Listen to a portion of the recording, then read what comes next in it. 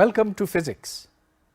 آج ہم ایک طویل سفر کا آغاز کریں گے جو تقریباً 45 لیکچرز پر مشتمل ہوگا، لیکن اس کے باوجود مجھے امید ہے کہ آپ بھی اس کو دلچسپ اور خوشگوار پائیں گے۔ میں نے اس مضمون کو جتنا پڑھا ہے اور اس میں جتنی تحقیق کی ہے، مجھے یہ اور زیادہ اچھا لگا ہے۔ لیکن فزکس کی طرف آنے سے پہلے میں آپ کو یہ یاد دلانا چاہتا ہوں کہ فزکس ایک سائنس ہے، اور سائنس کے بارے میں آپ نے تو یقیناً سنا ہے اور یہ جانتے ہیں کہ سائنس سے ہماری جدید دنیا تعمیر ہوئی ہے، کہ اس سے مشینیں بنتی ہیں اور اس سے ٹیلی فون اور سیٹلائٹس اور وغیرہ یہ سب وجود میں آئے، اور یہ باتیں ٹھیک تو ہیں، لیکن حقیقت میں سائنس ایک طرز فکر ہے، ایک سوچ کا انداز ہے جو صرف عقل کی حاکمیت قبول کرتا ہے، اور جس میں سچ اور جھوٹ اور سچ اور غلط میں فیصلہ تجربے کی کسوٹی پر رگڑنے سے معلوم ہوتا ہے۔ اب فزکس سائنس ہے، اور کہتے ہیں کہ سائنسوں کی یہ ایک مہارانی ہے، سب سے عظیم سائنس ہے، اور میرے خیال میں یہ بجا طور پر کہتے ہیں۔ اب سائنس کی ابتدا، اس کی کہانی جو ہے وہ انسان کی کہانی جتنی ہی پرانی ہے۔ کب شروع ہوئی؟ آج سے شاید 10,000 یا 20,000 سال پرانی ہے۔ اس میں ہر تہذیب نے اپنا حصہ ڈالا۔ شاید بابل کے زمانے سے یہ شروع ہوئی، لیکن اس کے بعد یونانیوں نے اس میں بڑا کمال پیدا کیا، پھر چین اور ہندو اور اسلامی تہذیبوں نے اس کو اور آگے بڑھایا۔ لیکن جس شکل میں آج سائنس اور خصوصاً فزکس ہمارے سامنے ہے، اس کی تاریخ جو ہے وہ اتنی پرانی نہیں ہے، تقریباً 350 سال پہلے شروع ہوئی تھی، اور یہ وہ زمانہ تھا یورپ میں جب ایک زبردست سائنسی انقلاب برپا ہوا تھا، جس کو سائنٹیفک ریولوشن کہتے ہیں، اور یہ وہ زمانہ ہے جب نیوٹن جیسے بڑے سائنسدان پیدا ہوئے، جنہوں نے اس دنیا میں ایک ایسا انقلاب برپا کیا کہ آج آپ دیکھتے ہیں کہ ہمارا زمانہ پچھلے زمانوں سے کس قدر مختلف ہے۔ تو چلیے اب فزکس کی طرف آتے ہیں۔ فزکس کا تعلق دنیا کی ہر شے کے ساتھ ہے، کیونکہ اس کا بنیادی مقصد ہے مادی دنیا کو سمجھنا، اور اس کا مطلب یہ کہ دنیا میں ہر شے، خواہ وہ کتنی ہی بڑی کیوں نہ ہو۔ اب مثال کے طور پہ آپ اپنے نظام شمسی کی طرف دیکھیں، بیچ میں سورج ہے اور اس کے گرد سیارے گھومتے ہیں، گردش کرتے ہیں۔ اب بہت سے سوالات ہیں جن کے اوپر انسانوں نے غور و خوض کیے، مثلاً یہ کہ سورج میں سے گرمی اور حرارت کیسے نکلتی ہے، پھر یہ زمین تک کیسے پہنچتی ہے، یہ زمین سورج کے گرد کیوں اور کیسے گھومتی ہے۔ اب عام تجربے میں تو یہ ہے کہ دیکھیے، اگر کوئی چیز حرکت کرتی ہے تو وہ ایک سیدھی لکیر، ایک سیدھی سمت میں جاتی ہے، لیکن ہماری زمین جو ہے وہ تو گھومتی ہی چلی جاتی ہے۔ دوسری طرف اگر ہم چھوٹی اشیاء کی طرف دیکھیں تو سب سے چھوٹی چیز دنیا میں ایک زمانے میں سمجھا جاتا تھا کہ ایٹم ہے۔ مثلاً آپ ایک اگر سیب لیں اور اس سیب کے 2 حصے کریں اور ان حصوں کا مزید توڑتے چلے جائیں تو بالآخر آپ سب سے چھوٹے حصے پر پہنچیں گے، جس کو ایٹم کا نام دیا گیا۔ آج ہم جانتے ہیں کہ اس ایٹم کو مزید توڑا جا سکتا ہے، کیونکہ اس کے اندر ایک گٹھلی ہے جس کو نیوکلیس کہتے ہیں، اور اس کے گرد الیکٹرانز گھومتے ہیں۔ اگر آپ اس گٹھلی کو اور قریب سے دیکھیں تو آپ کو اس میں نیوٹرونز اور پروٹونز نظر آئیں گے، اور ان نیوٹرونز اور پروٹونز کے اندر مزید چھوٹے ذرے دکھائی دیں گے جن کو کوارکس کہا جاتا ہے۔ تو فزکس کا تعلق ایک طرف تو سورج اور نظام شمسی اور کہکشائیں اور خود کائنات کے ساتھ ہے، تو دوسری طرف اس کا تعلق ایٹم اور ایٹم کے اندر جو باریک ترین ذرات ہیں ان کے ساتھ بھی ہے، اور درمیان میں تو ہر قسم کی چیز آتی ہے۔ ان میں ہم تخصیص کرتے ہیں۔ سب سے پہلے مادے کی وہ شکل ہے جس کو ہم سالڈز کہتے ہیں۔ سالڈ سے مطلب ٹھوس مادہ۔ اب ٹھوس مادے میں یہ ہوتا ہے کہ ایٹم ایک دوسرے سے زیادہ دور نہیں جا سکتے۔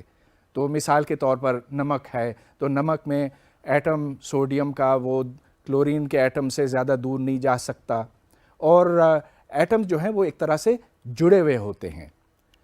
تو دوسری طرف لیکوڈز ہیں، یعنی کہ مادہ مائع حالت میں بھی ہو سکتا ہے، اور جب مادہ مائع حالت میں ہوتا ہے تو ایٹمز یا مالیکیولز جو ہیں وہ ایک دوسرے سے کافی دور جا سکتے ہیں، لیکن پھر بھی ان کے اوپر ایک طرح کی بندش ہوتی ہے. مثال کے طور پر اگر آپ پانی کو کسی برتن میں رکھیں تو یہ پانی جو ہے اسی برتن کی شیپ میں آ جاتا ہے، اور یہ ایک خصوصیت ہے مادے کی جب وہ مائع حالت میں ہوتا. پھر ایک اور صورت یہ ہو سکتی ہے کہ مادہ گیس کی حالت میں ہو. اچھا، جب مادہ گیس کی حالت میں ہوتا ہے تو پھر تو اس کے ایٹم اور مالیکیول کہیں بھی ہو سکتے ہیں، ادھر ادھر کہیں بھی جا سکتے ہیں. اور گیسیں جو ہیں آپ جانتے ہیں کہ جیسے ہائیڈروجن ہے یا آکسیجن، نائٹروجن، یہ ہماری فضا کا ایک انتہائی اہم جزو ہے. بغیر آکسیجن کے تو ہم سانس بھی نہ لے سکتے. اس کورس کا مقصد ہے کہ آپ کو فزکس سے متعارف کیا جائے. ویسے تو یہ اتنا وسیع مضمون ہے کہ اگر آپ ساری زندگی بھی پڑھیں تو بھی اس سے آپ پوری طرح سے واقف نہیں ہو سکیں گے. اب لوگ ہیں جو اس کو سالہ سال پڑھتے ہیں، اس میں تحقیق کرتے ہیں، لیکن وہ صرف اس کا ایک ذرہ ہی جان سکتے ہیں. بہرحال ان 45 لیکچرز میں جتنا کچھ ہم سیکھ سکتے ہیں ہم سیکھیں گے. اب اس کورس کا بنیادی مقصد یہ ہوگا کہ آپ کو پرابلم سالونگ سکھایا جائے، بلکہ یہ کہ آپ خود پرابلمز سالو کرنا سیکھیں. اب دیکھیں، سائنس میں بنیادی مقصد یہ ہوتا ہے کہ ہم نئے پرابلمز کو سمجھیں اور پھر ان کو حل کریں، اور اسی طرح سے ہم کسی مضمون، سائنس کے کسی مضمون کو سمجھ سکتے ہیں، اچھی طرح سے سمجھ سکتے ہیں. لہٰذا آپ کو جو کتاب اس کورس کے لیے ریکمینڈ کی جائے گی، جو دی جائے گی، اس کو آپ بہت اچھی طرح سے پڑھیں، اور پڑھنے کے بعد جو جو سوالات آپ کو حل کرنے کو کہے جائیں گے آپ وہ ضرور حل کریں. اور کچھ یہاں اسائنمنٹس بھی ہوں گی، ان کی طرف توجہ دینا بھی بہت ضروری ہوگا. اب دیکھیے، فزکس پڑھنے کا ایک مقصد تو یہ ہو سکتا ہے کہ ہم اپنی نالج، اپنے علم میں اضافہ کریں، اور یہ تو بہت اچھی بات ہے، اور بہت لوگ ہیں جو اس کو مزید پڑھتے ہیں اور اس شعبے میں تحقیق کرتے ہیں. لیکن اکثریت اس کو اس واسطے پڑھتی ہے کہ اس سے ایک بڑی اچھی بیس بنتی ہے، جس سے آپ دوسرے مضامین کو بہتر سمجھ سکتے ہیں، بلکہ جن کو سمجھنے کے لیے فزکس بہت ضروری ہے. مثال کے طور پر انجینئرنگ کے ہر شعبے میں آپ کو فزکس کی ضرورت پڑتی ہے. جب تک آپ نے فزکس نہ پڑھی ہو تو آپ یہ کیسے جان سکتے ہیں کہ برج کیسے ڈیزائن کیے جائیں یا بجلی کے پرزے کیسے ڈیزائن ہوں وغیرہ. تو مقصد یہ ہے، اس کورس کا ایک مقصد یہ ہے کہ آپ کے لیے ایک فاؤنڈیشن، ایک بنیاد تیار کی جائے.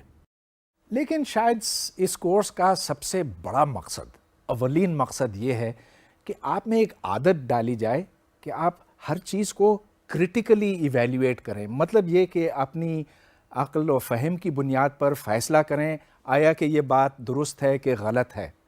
اب دیکھیے، سائنس میں جیسا کہ میں نے پہلے عرض کیا تھا، سچ اور جھوٹ کا فیصلہ تو عقل اور منطق اور تجربے کی بنیاد پر ہی کیا جا سکتا. کوئی ایسا بڑا آدمی نہیں ہوتا جس کی بات ماننا ضروری ہے. آپ خود، ہر شخص خود اپنی عقل، اپنے تجربوں کی بنیاد پہ جان سکتا ہے آیا کہ یہ بات صحیح ہے کہ غلط ہے. اب بعض لوگ فزکس کو ایک مشکل مضمون سمجھتے ہیں، اور اس کی وجہ یہ ہے کہ اس میں میتھمیٹکس تو ہوتی ہے، بغیر میتھمیٹکس کے آپ فزکس کر نہیں سکتے. مگر فکر نہ کریں، آپ کو اس کورس میں زیادہ میتھمیٹکس کی ضرورت نہیں پڑے گی. ہاں، کیلکولس تو ہمیں چاہیے، لیکن جتنی کیلکولس ہمیں چاہیے ہوگی وہ ہم خود ڈیولپ کریں گے. البتہ تھوڑا سا الجبرا تو آپ کو ضرور آنا چاہیے، کچھ ٹریگنومیٹری، اور اگر ایکویشنز ہوں، لینئر ایکویشنز یا کوڈریٹک ایکویشنز، تو ڈیفینیٹلی آپ کو حل کرنے ہوں گے. اس سے تو ہم نیچے نہیں جا سکیں گے. البتہ کامن سینس کی تو ضرورت پڑے گی، اور یہ تو سبھی کے پاس ہوتی ہے، کوئی مسئلہ ہے نہیں. اب چلیے ہم اس کی طرف آتے ہیں کہ فزکس میں کون کون سے شعبے جات ہیں اور جو مین ایریاز ہیں. سب سے پہلے میں ان کی نشاندہی کرنا چاہوں گا. ان کا مطالعہ ہم اس کورس کے دوران کریں گے. تو سب سے پہلے کلاسیکل میکینکس ہے. یہ وہ فزکس کا شعبہ ہے جو نیوٹن کے نام سے منسوب ہے اور جو اس زمانے میں شروع ہوا تھا، لیکن شاید اس سے بھی پہلے شروع ہوا تھا. اس کا تعلق اجسام اور اجسام کی حرکت کے ساتھ ہے.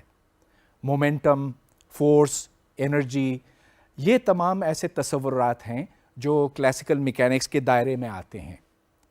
پھر اس کے بعد ہم بجلی اور مقناطیسیت کی بات کریں گے. اب بجلی اور مقناطیسیت اصل میں ایک دوسرے سے اتنے زیادہ مختلف نہیں ہیں، ہم یہ بھی دیکھیں گے.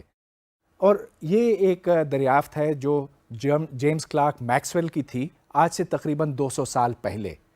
اور آپ جانتے ہیں کہ اب کوئی چیز دنیا میں بغیر ٹیلی فون یا بغیر ریڈیو یا ٹیلی ویژن کے نہیں ہو سکتی. اس سب کی بنیاد اس وقت ڈلی تھی، یعنی کہ آج سے 200 سال پہلے. تو الیکٹرسٹی اور میگنیٹزم ہم کلاسیکل میکینکس کے بعد پڑھیں گے. جب ہمارے پاس اتنی بیک گراؤنڈ ہو جائے گی تو پھر ہم تھرمل فزکس یعنی کہ گرمی اور حرارت کی فزکس کی طرف آئیں گے. اب یہاں پر ٹیمپریچر اور پھر انٹروپی اور اس طرح کے کانسیپٹس آئیں گے. ان کا ہمارے روزمرہ کی زندگی کے ساتھ ایک بڑا گہرا تعلق ہے. تو یہ جو 3 ایریاز ہیں، classical mechanics, electricity and magnetism اور تھرمل فزکس، ان کے اوپر تو ہم خاصا وقت صرف کریں گے. لیکن ایک اور شعبہ ہے جس کا تعلق زیادہ ایٹم اور ایٹم کی سطح کی فزکس کے ساتھ ہے. اس پر تو میں زیادہ وقت نہیں لگا سکوں گا، اس لیے کہ اس کو سمجھنے کے لیے اور اس کا صحیح مطالعہ کرنے کے لیے آپ کو خاصی میتھمیٹکس کی ضرورت ہے. تو میرا مشورہ ان لوگوں کے لیے جو فزکس کو مزید پڑھنا چاہتے ہیں یہ ہوگا کہ آپ میتھمیٹکس کو علیحدہ سے پڑھیں اور خوب اچھی طرح سے پڑھیں. جس طرح ایک مکان اینٹوں سے تعمیر ہوتا ہے، اسی طرح فزکس کے ہر شعبے میں ہر شے 3 قسم کی اینٹوں سے تعمیر ہوتی ہے. ان کو ڈائمینشنز کہتے ہیں. ڈائمینشنز ایک تصور ہے جو تقریباً 200 سال پرانا ہے اور جو ایک فرینچ سائنسدان جس کا نام جوزف فوریر تھا اس نے اس کو جنم دیا. اب جو 3 قسم کے ڈائمینشنز ہوتے ہیں، آئیے اس کی طرف ہم توجہ کرتے ہیں. تو سب سے پہلے ٹائم کا ڈائمینشن ہے. ٹائم یعنی وقت. اس کی حقیقت کیا ہے؟ اب فلسفیوں نے تو اس کے اوپر صدیوں سے بحث کی ہے، لیکن سائنسدانوں کو، فزسسٹ کو ان بحثوں سے کوئی بہت زیادہ دلچسپی نہیں ہے. فزکس میں ہم یہ جاننا چاہتے ہیں کہ کسی شے کو، کسی ڈائمینشن کو ناپا کیسے جائے، اس کو میجر کیسے کیا جائے. اور ظاہر ہے کہ وقت ناپنے کے لیے ایک آلہ ہے جس کو گھڑی کہتے ہیں. اب گھڑیاں طرح طرح کی ہو سکتی ہیں. مثال کے طور پر میری نبض یہ بھی ایک گھڑی ہے. کوئی بہت اچھی گھڑی تو نہیں ہے. جب میں یہاں یوں کھڑا ہوتا ہوں تو میری نبض ایک رفتار پر چلتی ہے، لیکن جب دوڑتا ہوں تو نبض تیز ہو جاتی ہے. لیکن اس سے ایک بہتر گھڑی لٹکن یعنی پینڈولم ہے. اب پینڈولم یوں جاتا ہے اور واپس آتا ہے، اور ہر دفعہ جب جاتا ہے اور واپس آتا ہے تو اتنا ہی دورانیہ ہوتا ہے. چنانچہ وقت ناپنے کے لیے یہ بہتر ہے. ایک اور مثال، زمین اپنے محور کے گرد گھومتی ہے، اور جب گھومتی ہے تو ٹھیک 24 گھنٹے کے بعد واپس آتی ہے. بلکہ جب یہ واپس آتی ہے تو ہم کہتے ہیں کہ 24 گھنٹے گزرے ہیں. اور اسی طرح جب زمین سورج کے گرد گھومتی ہے تو ہم کہتے ہیں کہ 1 سال گزر چکا ہے. اب جو سب سے اچھی گھڑی ہے وہ ایٹامک کلاک کہلاتی ہے. اور اس کے بارے میں کچھ بہت زیادہ تفصیل تو نہیں بتا سکتا یہاں، لیکن اس کے اندر ایٹم ہیں اور وہ ایٹم حرکت کرتے ہیں اور بہت باقاعدگی کے ساتھ کرتے ہیں. چنانچہ اب ہم 1 پارٹ ان اے بلین سے بہتر ایکوریسی سے وقت کا گزر ناپ سکتے ہیں. اب ہم آتے ہیں لینتھ کی طرف، لینتھ کے ڈائمینشن کی طرف، یعنی کہ لمبائی. لمبائی ناپنے کے لیے آپ کو ایک رولر یا فٹا چاہیے، لیکن خیر اس کی ایکوریسی کوئی اتنی زیادہ اچھی نہیں ہوتی. اور جو اب جدید طریقے ہیں اس میں آپ ایٹم کی ویو لینتھ یا ایٹمز سے آپ میجر کرتے ہیں. چنانچہ اب یہاں بھی ایکوریسی بہت بہتر ہے بنسبت رولر استعمال کرنے کے. بہرحال میرا مقصد یہ کہ وقت اور لمبائی ان دونوں کو آپ ناپ سکتے ہیں اور یہ فنڈامنٹل ڈائمینشنز ہیں۔ تیسرا فنڈامنٹل ڈائمینشن ماس ہے۔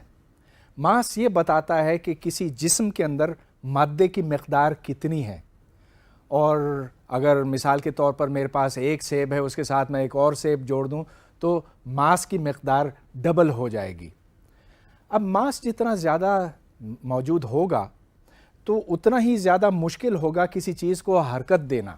مثال کے طور پر اگر میں ایک رکشے پہ اور ایک ٹیکسی پہ برابر زور لگاؤں تو رکشہ جو ہے وہ تیز چلنے لگے گا، ٹیکسی آہستہ چلے گی۔ تو ماس یہ دکھاتا ہے کہ یہ بتاتا ہے کہ ریزسٹنس ٹو موشن کتنی ہے۔ اب چلیے ہم ڈائمینشن فل کوانٹیٹیز یا ڈائمینشنل کوانٹیٹیز کی طرف آتے ہیں جو ماس، لینتھ اور ٹائم کو جوڑ کے بنتے ہیں۔ مثال کے طور پر ایریا یا رقبہ، اس کے ڈائمینشنز L/L یا L اسکوائرڈ ہے، تو اس میں L کی لینتھ کی 2 طاقتیں ہیں۔ اگر آپ حجم لیں تو حجم میں 3 طاقتیں ہیں۔ تو مثال کے طور پر اگر میرے پاس کوئی ڈبہ ہو تو اس ڈبے کی لمبائی اتنی ہے، چوڑائی اتنی، اونچائی اتنی، تو جب میں ان 3 نمبرز کو ایک دوسرے سے ضرب دوں گا تو اس سے اس ڈبے کا حجم بنے گا، دیٹ از کالڈ والیوم۔ اس سے ہم ایک اور چیز بنا سکتے ہیں جسے کثافت یا ڈینسٹی کہتے ہیں۔ تو ڈینسٹی کے ڈائمینشنز بنیں گے میس پر یونٹ والیوم یا ماس ڈیوائڈڈ بائی L⁻³ تو اسی طرح سے ہم فریکوینسی کے ڈائمینشنز نکالتے ہیں۔ فریکوینسی کیا چیز ہوتی ہے؟ مثال کے طور پر ایک پینڈولم ہے جو 1 سیکنڈ میں 2 مرتبہ آتا ہے اور جاتا ہے، تو اس کی فریکوینسی 2 ہے۔ یا بجلی کا کرنٹ لیں تو بجلی کا کرنٹ جو ہمارے عام گھروں میں ہوتا ہے، بجلی کا کرنٹ کبھی اس طرف جاتا اور کبھی اس طرف آتا ہے، اور ایک سائیکل یعنی کہ یہاں سے جانا اور یہاں تک واپس آنا یہ 50 دفعہ ہوتا ہے ہر سیکنڈ کے دوران، تو اس کی فریکوینسی 50 ہے۔ اسی طرح سپیڈ رفتار، اس کی ڈائمینشنز ہیں L/T یا L ٹائمز T⁻⁻⁻1۔ اچھا، لیکن کچھ ایسی کوانٹیٹیز ہیں جن کا کوئی ڈائمینشن نہیں ہوتا۔ مثال کے طور پر اینگل آپ ناپتے ہیں۔ مثال کے طور پہ میری یہ 2 انگلیاں ہیں، ان کے درمیان اینگل اب زیادہ ہے، اب کم ہے، اب زیادہ ہے۔ اس کو آپ کوئی ڈائمینشنز میں نہیں ناپتے۔ ہاں ڈگریز ہیں، لیکن ڈگریز ڈائمینشنز نہیں ہیں، دوز آر یونٹس، اور اس کی بات تو اب ہم کرنے والے ہیں۔ مختصر یہ کہ 3 فنڈامنٹل ڈائمینشنز ہیں، mass, length and time, and everything in physics, every other quantity can be constructed in terms of these. جب ہم کوئی چیز ناپتے ہیں تو پھر ہمیں اکائیوں یا یونٹس کی ضرورت پڑتی ہے۔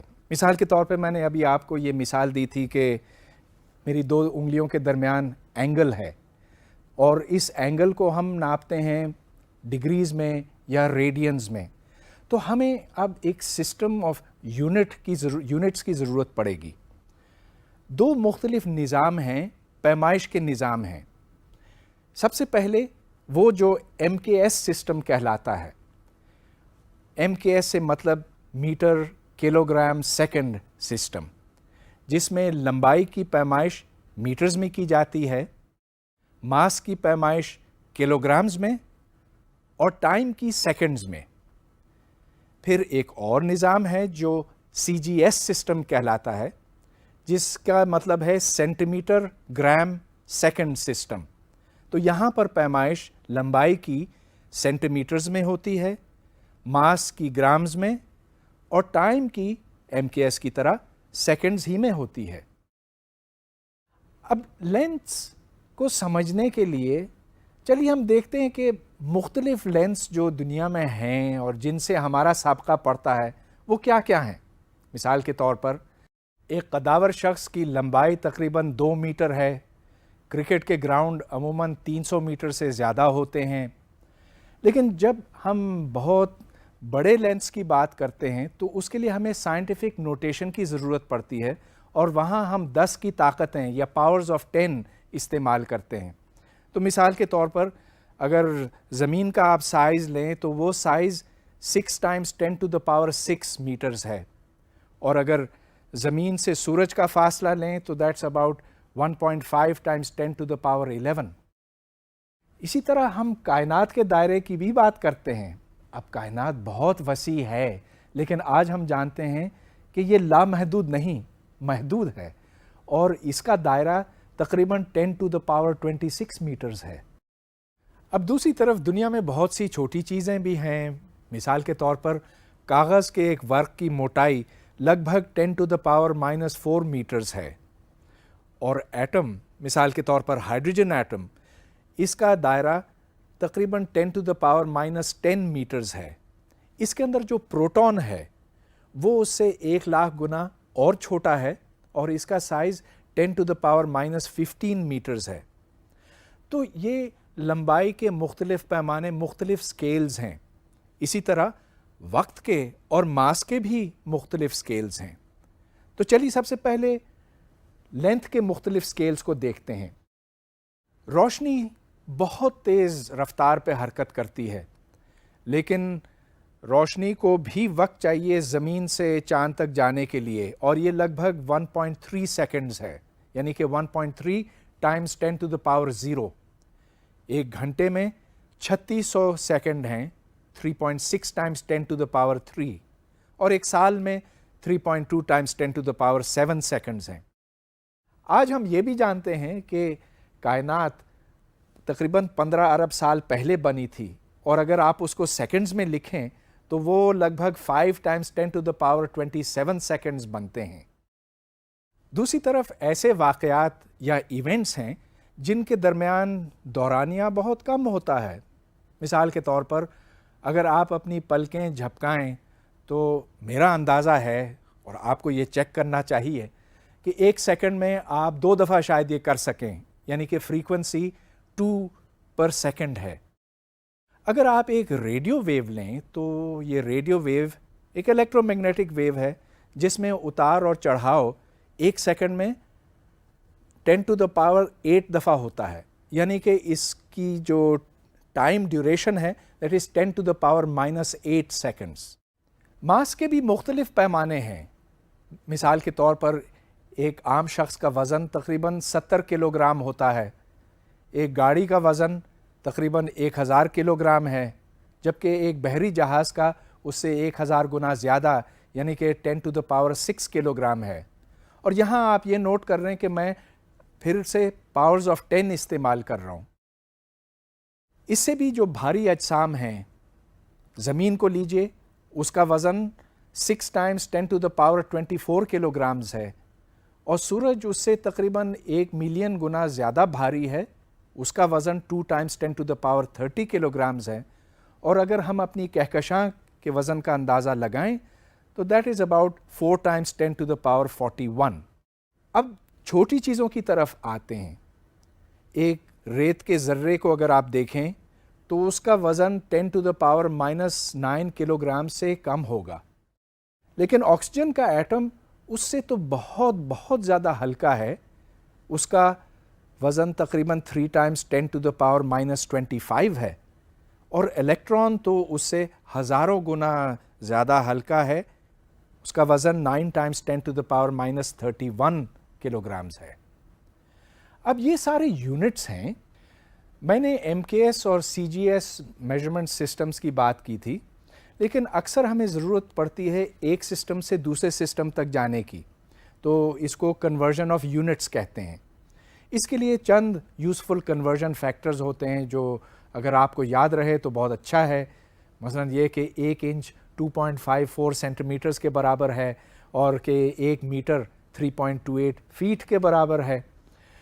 اب بعض دفعہ ہمیں اور کوانٹیٹیز کو بھی کنورٹ کرنا پڑتا ہے، تو میں اس کی ایک مثال آپ کو دیتا ہوں۔ مثال کے طور پر آپ مائلز پر آور کو میٹرز پر سیکنڈ میں کنورٹ کرنا چاہتے ہیں، تو اس کا پورا حساب آپ کے سامنے اسکرین کے اوپر موجود ہے۔ 1 mile per hour کو لکھا گیا ہے as 1 mile per hour times 5280 feet per mile times 1 meter for 3.28 feet, اور وہ اس لیے کہ 3.28 feet is equal to 1 meter.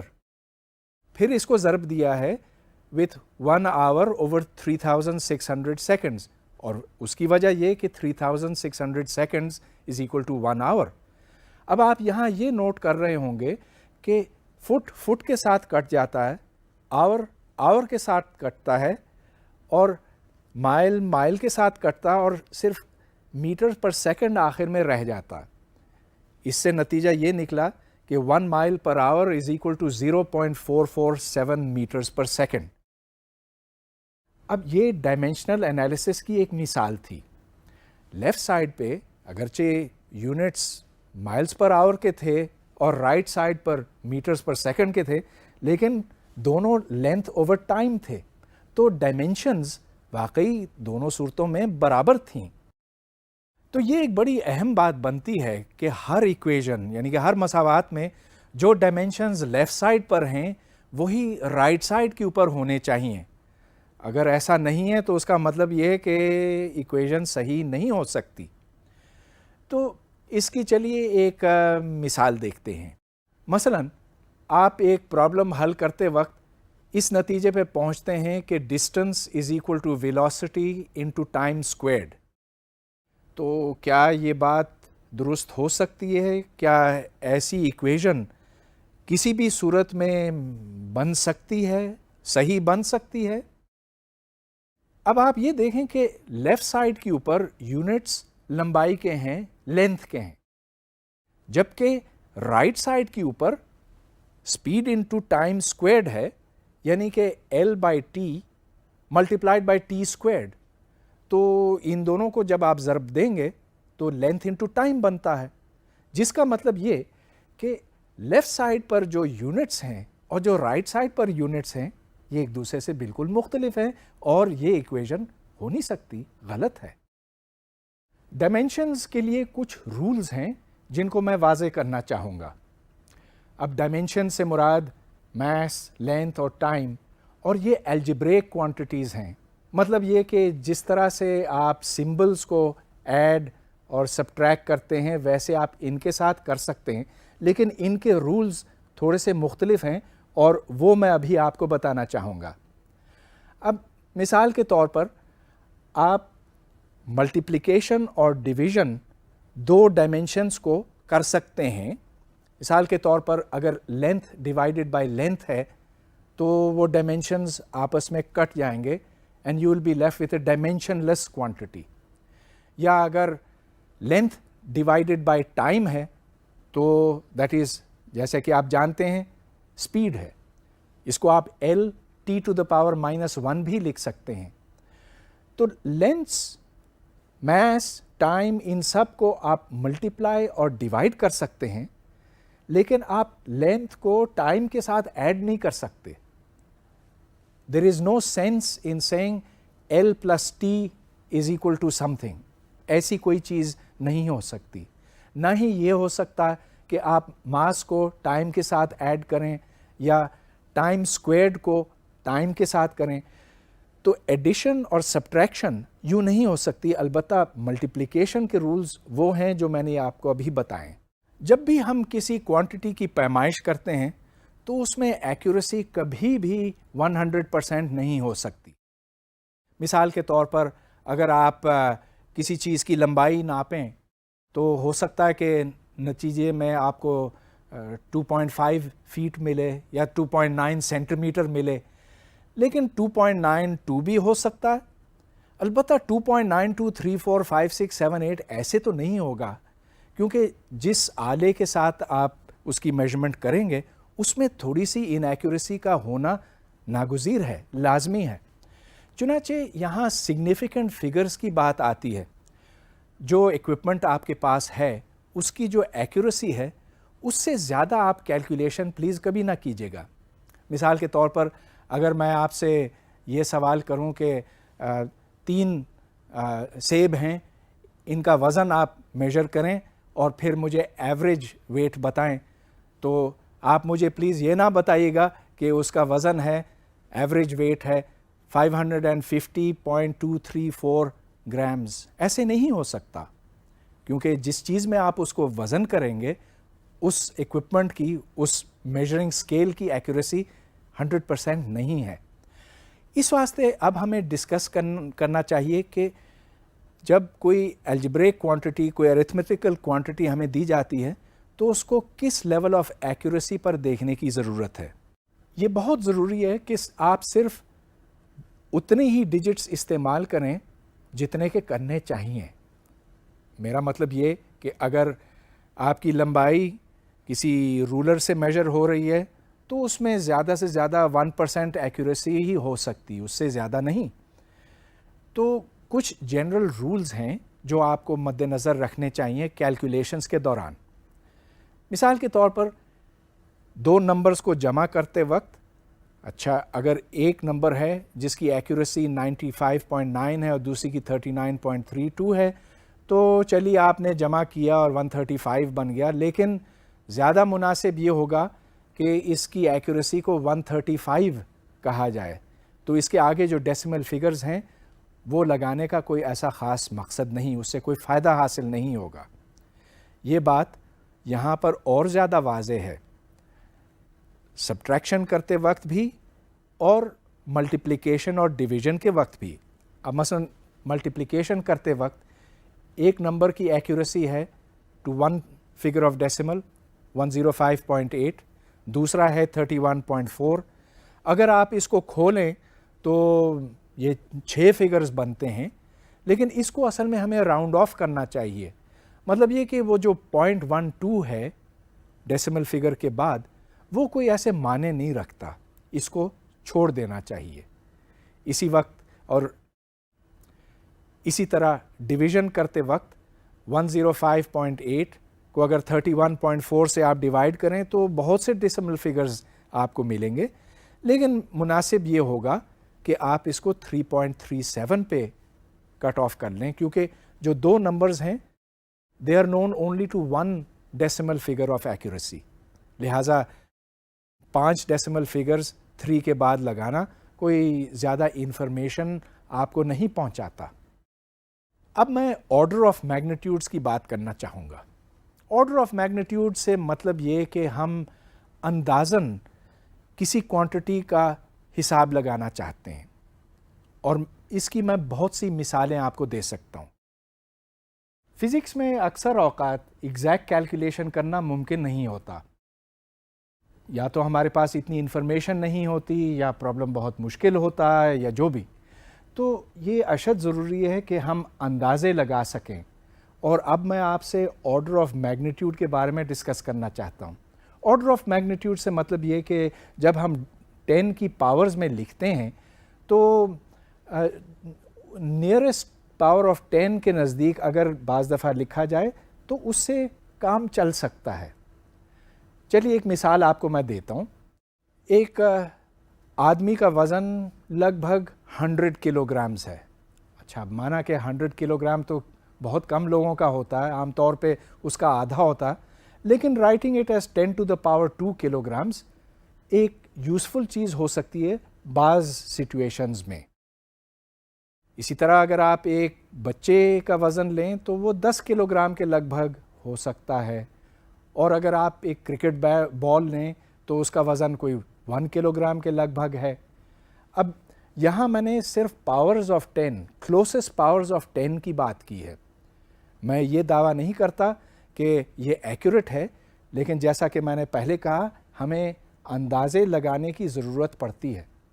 تو اب میں آپ کو ایک اور مثال دیتا ہوں. ایک انسان کی زندگی میں تقریباً کتنے سیکنڈز ہیں؟ چلیے اس کا حساب لگاتے ہیں. 80 سال، اگر اس کی عمر 80 سال لی جائے تو اس کو آپ 365 دنوں سے ضرب دیں، کیونکہ اتنے دن ایک سال کے اندر ہوتے ہیں، اور ایک دن کے اندر 24 گھنٹے ہوتے ہیں، اور ایک گھنٹے میں 60 منٹ ہوتے ہیں، اور ایک منٹ میں 60 سیکنڈ. تو آپ اپنا کیلکولیٹر نکالیں اور ان کو آپ ضرب دیں تو 80 into 365 into 24 into 60 into 60 یہ آپ ملٹیپلائی کرتے چلیں تو اس کے نتیجے میں آپ کو 2.5 ٹائمز 10⁹ سیکنڈز ملیں گے. لیکن دوسری طرف اگر آپ اس کا ایک اندازہ لگائیں تو ایک عام شخص کی زندگی کو آپ 100 سال کر دیں. ہاں، میں نے یہ دعویٰ نہیں کیا کہ ہر شخص جو ہے وہ 100 سال زندہ رہتا ہے، لیکن we want an approximate answer. تو چلیے یہ اندازہ لگاتے ہیں کہ وہ 100 سال تک زندہ رہتا ہے، اور کہ 365 دن اس سال میں نہیں ہیں، 100 دن ہیں. کیونکہ دیکھیں ہر جگہ میں پاورز آف 10 کلوسسٹ پاورز آف 10 لگا رہا ہوں.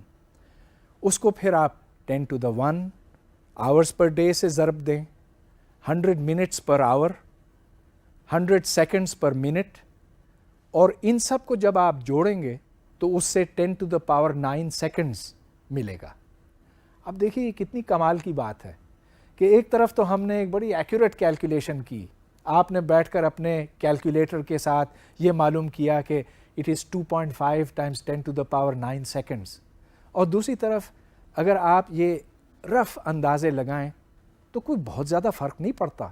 دونوں صورتوں میں آپ کو 10⁻9 سیکنڈز ہی ملتا ہے، اگرچہ ایک میں آپ کو 2.5 ملتا ہے اور دوسرے میں 1 ملتا ہے، لیکن یہ فرق جو ہے بہت معمولی ہے. اندازہ لگانے سے یا اپروکسیمیٹ ریزننگ سے بعض دفعہ بہت مفید نتائج سامنے آتے ہیں. کچھ وقت پہلے میں نے کسی اخبار میں یہ خبر پڑھی کہ صرافہ بازار میں ڈاکہ ڈلا، کچھ مسلح افراد آئے اور انہوں نے دکانداروں سے 10 کروڑ روپے لوٹ لیے. پھر اس رقم کو انہوں نے موٹر سائیکل کے اوپر رکھا اور پھر فرار ہو گئے. اب سوال یہ پیدا ہوتا ہے کہ کیا اتنی بڑی رقم ایک موٹر سائیکل کے اوپر رکھی جا سکتی ہے کہ نہیں؟ تو اس کو جانچنے کے لیے چلیے ایک چھوٹا سا تجربہ کرتے ہیں. یہ ایک ترازو ہے، اس وقت خالی ہے. میری جیب میں 10,000 روپے ہیں. گن لیتا ہوں، 1 2 3 4 5 6 7 8 9 اور 10. اچھا، اگر یوں اٹھاؤں تو یہ پلڑا اس طرف جھک جاتا. اب اس پہ میں ایک 20 گرام کا وزن ڈالتا ہوں اور لیجئے یہ تقریباً برابر ہے. تو ثابت ہوا کہ 10,000 روپوں کا وزن 20 گرام ہے، جس کا مطلب یہ کہ 1,00,000 روپے کا وزن 200 گرام یعنی کہ 0.2 کلو گرام ہوگا، اور 1 کروڑ کا 20 کلو گرام ہوگا. 10 کروڑ کا 200 کلو گرام. اب 200 کلو گرام تو 3 آدمیوں کے وزن کے برابر ہے، اور یہ کوئی ممکن نہیں کہ کسی موٹر سائیکل کے اوپر اتنی بڑی رقم رکھی جا سکے. لہٰذا کہیں دال میں کالا ہے. سائنسی طریقہ کار کی تو یہ ایک بڑی معمولی مثال تھی، لیکن ہم یہ دیکھیں گے آئندہ کے لیکچرز میں کہ ہر شعبے میں، فزکس کے ہر شعبے میں یہی طریقہ کار استعمال ہوتا ہے، اور اس کو دا سائنٹیفک میتھڈ کہتے ہیں. اس کے خد و خال تو بعد میں واضح ہوں گے، لیکن مختصراً یہ بتاتا چلوں کہ سب سے پہلے تو مشاہدات ہوتے ہیں، آبزرویشنز، جس کی بنا پر ایک ابتدائی سوچ پیدا ہوتی ہے. اس کے بعد ایک ذہین سائنسدان کے دماغ میں ایک ہائپوتھیسس یا مفروضہ جنم لیتا ہے. اب مفروضہ یا ہائپوتھیسس جو ہے ایک کچی پکی چیز ہو سکتی ہے، مطلب یہ کہ معلوم نہیں کہ یہ صحیح ہے کہ غلط. اب اس کو پرکھنے کے لیے اس کی پیشن گوئیوں کا مقابلہ کرنا ہوتا ہے مزید مشاہدات کے ساتھ، یعنی کہ اس کو تجربے کی کسوٹی پہ رگڑنا ہوتا ہے. جب کسی لاء کو بار بار پرکھا جاتا ہے اور بار بار یہ دیکھا جاتا ہے کہ یہ کامیاب ہے، مطلب یہ کہ پیشن گوئیوں کو جب مشاہدات کے ساتھ ملایا جاتا ہے اور ان میں میل ہوتا ہے، تو پھر اس کو ایک بڑی حیثیت ملتی ہے، یعنی کہ اس کو سائنٹیفک تھیوری کا درجہ دیا جاتا ہے. اب سائنٹیفک تھیوری کو اردو میں کہتے ہیں سائنسی نظریہ، اور نظریہ کوئی اتنی اچھی چیز نہیں سمجھی جاتی ہے. مطلب یہ کہ میرا نظریہ یہ، آپ کا وہ. لیکن سائنس میں یہ مطلب نہیں ہوتا تھیوری کا. ایک مثال میں آپ کو دیتا ہوں. Newton's theory of gravitation, Newton's theory of motion. اب ہم آئندہ کے لیکچرز میں دیکھیں گے وہ لیکچرز جن کا تعلق کلاسیکل میکینکس سے ہے اور جو نیوٹن کی تھیوری سے منسوب ہیں، کہ اس سے کیا کچھ کمالات برآمد ہوتے ہیں. لیکن جیسے کہ آپ جانتے ہوں گے، آئنسٹائن نیوٹن کے بہت بعد آیا اور آئنسٹائن نے یہ ثابت کیا کہ نیوٹن کی تھیوری کے پیچھے جو بعض عناصر ہیں وہ مکمل طور پر درست نہیں ہو سکتے. تو اس کا مطلب کیا یہ نکلتا ہے کہ نیوٹن کی تھیوری غلط ہے؟ نہیں، اس کا مطلب یہ ہرگز نہیں بنتا. اب نیوٹن کی تھیوری کا اطلاق اگر آپ کسی بھی پارٹیکل کے اوپر کریں، بشرطے کہ وہ پارٹیکل روشنی کی رفتار کے نزدیک نہ چل رہا ہو، یعنی کہ اس انتہائی درجے کی رفتار سے نہ چل رہا ہو، تو نیوٹن کی تھیوری بآسانی اور بہت مؤثر طور پر استعمال ہو سکتی ہے. مثلاً جب زمین سے دور آسمانی کسی سیارے پہ ہم کوئی خلائی جہاز بھیجتے ہیں تو ہم نیوٹن کے قوانین استعمال کرتے ہیں. ہمیں آئنسٹائن کے لاز استعمال کرنے کی ضرورت ہی نہیں. میرا مطلب یہ کہ جو تھیوری آف ریلیٹیوٹی ہے جو آئنسٹائن کی تخلیق تھی، اس کا ہمیں صرف ان حالات میں استعمال کرنے کی ضرورت پڑتی جہاں مثال کے طور پر الیکٹرانز ہیں اور وہ الیکٹرانز روشنی کی رفتار کے نزدیک حرکت کرتے ہیں. تو دنیا میں جہاں پارٹیکل فزکس کے اوپر تحقیق ہوتی ہے، بڑے بڑے پارٹیکل ایکسیلریٹرز ہیں، تو ادھر ہم نیوٹن کے لا نہیں استعمال کرتے، نہیں کر سکتے، کیونکہ وہ دائرہ ہے ہی نہیں جہاں اس کا استعمال جائز ہے. آخر میں ایک بات کہوں گا جو شاید آپ کو تھوڑی سی عجیب لگے. دیکھیے، اس لیکچر میں نے اس بات کے اوپر بہت زور دیا کہ فزکس کا تعلق مادی دنیا کے ساتھ ہے اور کہ اس کا مقصد ہے کہ وہ رولز، وہ قوانین معلوم کیے جائیں جو ہماری کائنات کے پیچھے ہیں اور جو اس کو آگے چلاتے ہیں. گویا کہ ہم ٹھوس چیزوں کی بات کر رہے ہیں. لیکن دوسری طرف، اور یہ عجیب بات ہے، کہ فزکس کے تصورات جو ہیں وہ ایبسٹریکٹ ہیں اور وہ صرف ہمارے ذہنوں میں ایگزسٹ کرتے ہیں. یہ تصورات ہمارے ذہنوں کی تخلیق ہے. اب میں اس کی تھوڑی سی وضاحت کرنا چاہوں گا.